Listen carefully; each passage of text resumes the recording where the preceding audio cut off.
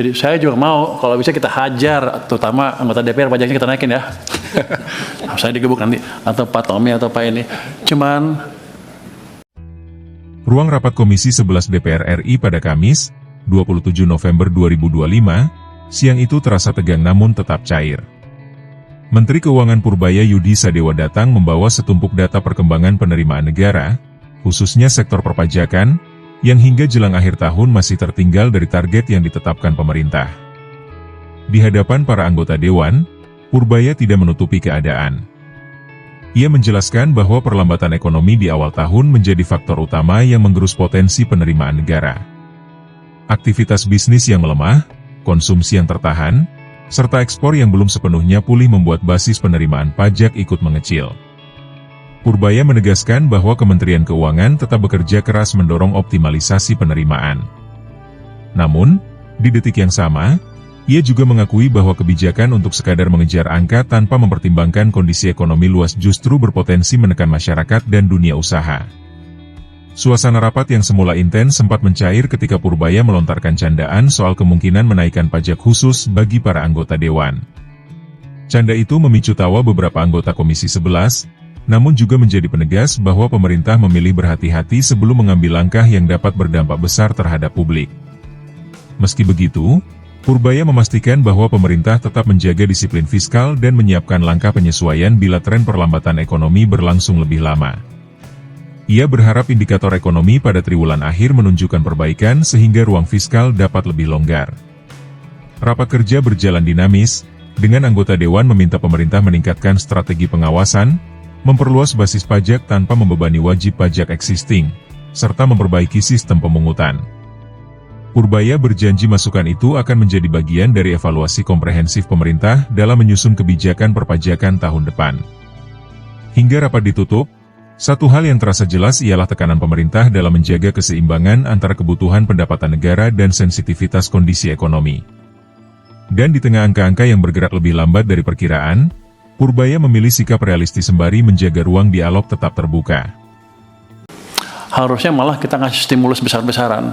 Ini kan kita cukup taktis di sini ya, di Kementerian Keuangan cukup mirip, karena nih senior Anda nih pelitnya minta ampun, jangan kasih dengan yang ada aja. Jadi kita optimalkan.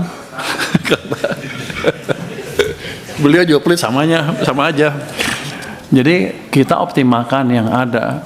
Jadi kita optimalkan uang yang ada untuk menciptakan perbaikan ekonomi, dan alhamdulillah sekarang sudah mulai terlihat. Tapi bukan berarti keadaan sudah normal. Jadi kalau Anda tanya, kenapa pajak Anda turun segitu banyak? Ya waktu itu lagi susah. Kalau bisnismen lagi susah dipajakin, ribut pasti kan. Uangnya juga nggak ada. Orang lagi rugi. Jadi itu yang mesti ditaruh di kepala kita bersama-sama ya. Emang saya akuin pengumpulan pajak masih di bawah target.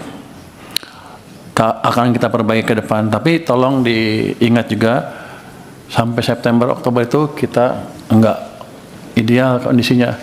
Kalau saya lihat gambar uang tadi, coba kasih lihat gambar pertumbuhan uang, itu sudah cukup lama sebenarnya dari 2004. Jadi ekonomi kita masih susah. Apakah mau kita tekan masyarakat kita, pengusaha kita pasti hancurnya. Jadi tolong dipertimbangkan juga hal itu. Saya juga pengennya pajaknya maksimal ini. Tapi ketika kita masih memberi stimulus ke ekonomi, saya belum memberi stimulus yang besar ya. Saya hanya memaksimalkan, mengoptimalkan uang yang ada supaya ekonomi bisa recover itu. Dalam keadaan seperti itu, acuan-acuan yang normal, penilaian dalam keadaan yang sehat menjadi tidak pas, Pak.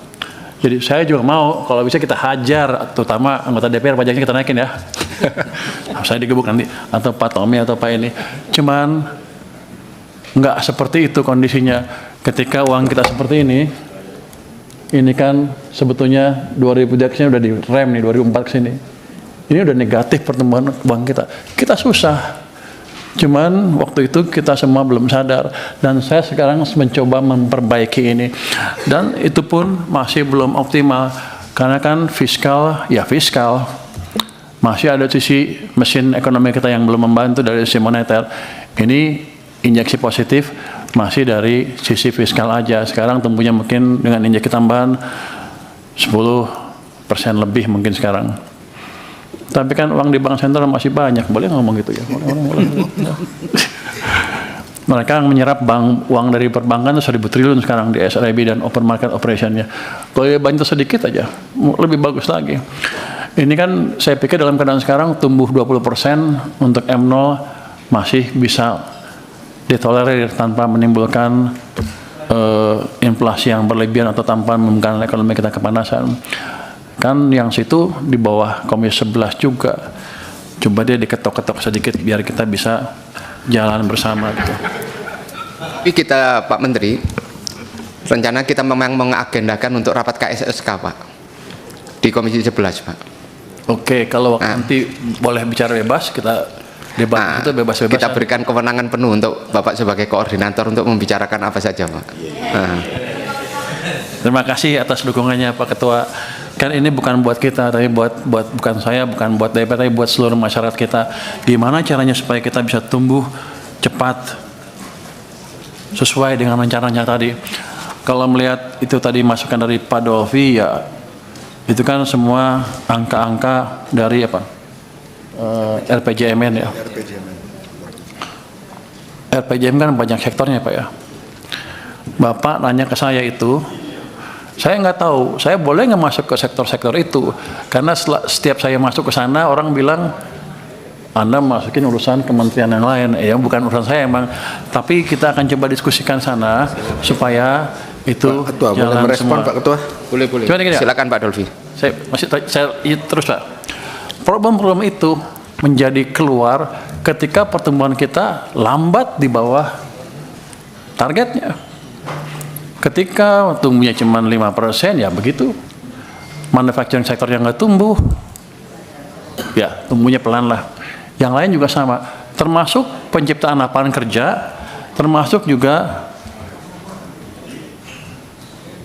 penguatan kelas menengah kita.